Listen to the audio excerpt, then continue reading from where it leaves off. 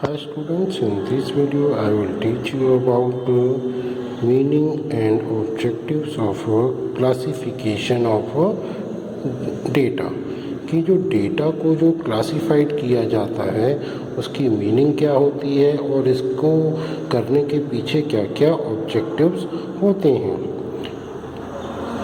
पहले हम इसकी मीनिंग पढ़ेंगे। The process of grouping related facts into classes. The process of grouping related facts into classes is known as classification।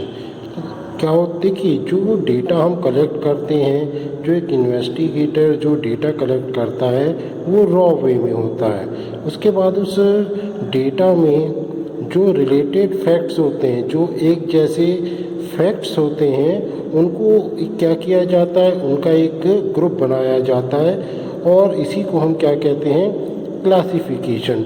जैसे हमने कुछ स्टूडेंट्स की एज के बारे में हमने कुछ डेटा कलेक्ट किया, उनके सब्जेक्ट के बारे में, उनकी हॉबीज़ के बारे में डेटा हमने क्या किया, कलेक्ट किया। डेटा कलेक्ट करने के बाद जो एक जैसे फैक्ट होते हैं, जो एक जैसे फैक्ट होते हैं उनको एक ग्रुप में रिलेट करने को कहा जाता है क्लासिफिकेशन। उनको अलग अलग ग्रुप में डिवाइड करने को हम कह देते हैं क्लासिफिकेशन।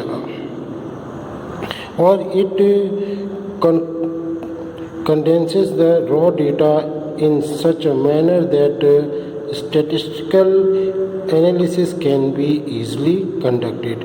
और जो क्लासिफिकेशन ऑफ डेटा होता है उससे जो हमारे पास जो रॉ डेटा होता है उसको इस तरीके से इकट्ठा किया जाता है, कंडेंस किया जाता है, जिससे कि जो एनालिसिस होता है, स्टैटिस्टिकल एनालिसिस होता है, वो भी बहुत ज़्यादा इजी हो जाता है।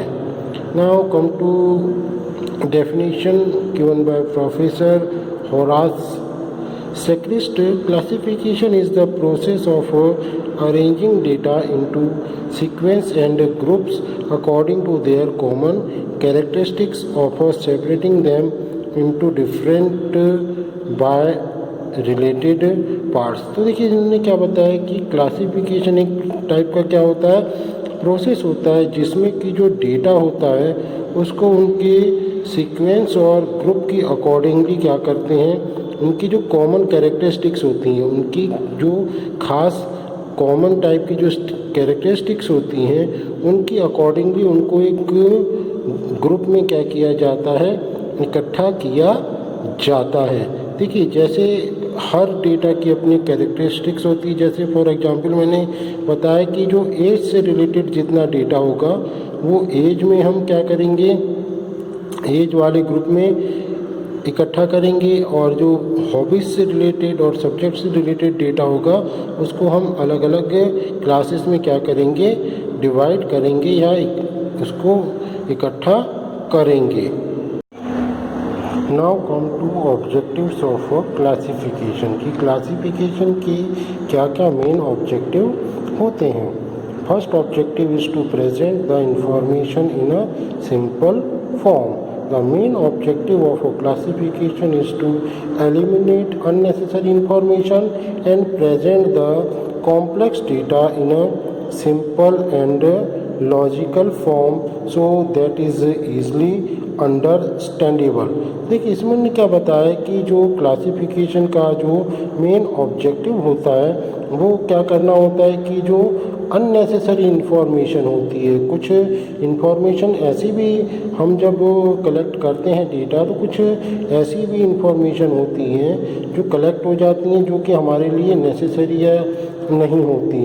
तो हमारा जो क्लासिफिकेशन से जो हमारा जो एक ऑब्जेक्टिव जो अचीव होता है वो होता है कि जो अननेसेसरी जो इन्फॉर्मेशन है हम उसको एलिमिनेट करते हैं और जो कॉम्प्लेक्स डेटा है उसको सिंपल फॉर्म में हम क्या करते हैं, प्रेजेंट करते हैं, ताकि उसको ईज़िली क्या किया, उसको ईज़ियर वे में अंडरस्टैंड किया जा सके। तो हम ये कह सकते हैं कि इसका मेन ऑब्जेक्टिव क्या होता है कि जो अननेसेसरी इंफॉर्मेशन होता है उसको एलिमिनेट करना, और जो डेटा जो कॉम्प्लेक्स डेटा होता है उसको सिंपल वे में प्रेजेंट करना। Second point is the facilitate comparison. If data are unorganized, comparison of data will be difficult.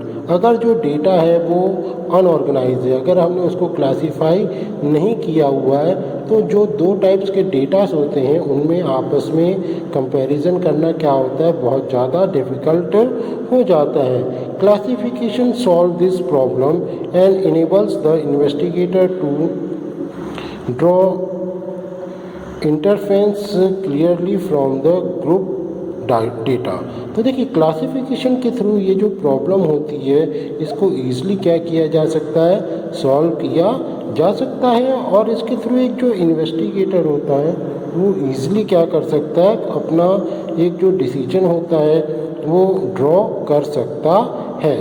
तो हमने इसमें क्या समझा कि देखिए अगर डेटा क्लासीफाई नहीं है तो वहाँ कंपैरिजन करना पॉसिबल नहीं होता, लेकिन अगर वो आपस में अगर वो क्लासीफाई है तो दो डेटास के बीच में क्या किया जा सकता है, इजीली कंपैरिजन किया जा सकता है। Now come to third point, scientific arrangement. Classification facilitate presentation of a data scientifically. If further makes data more reliable and logical. तो देखिए इसमें क्या होता है, क्लासिफिकेशन से जो डेटा का जो प्रेजेंटेशन होता है वो साइंटिफिकल मैनर में होता है, जिससे डेटा और ज़्यादा रिलायबल और लॉजिकल बन जाता है।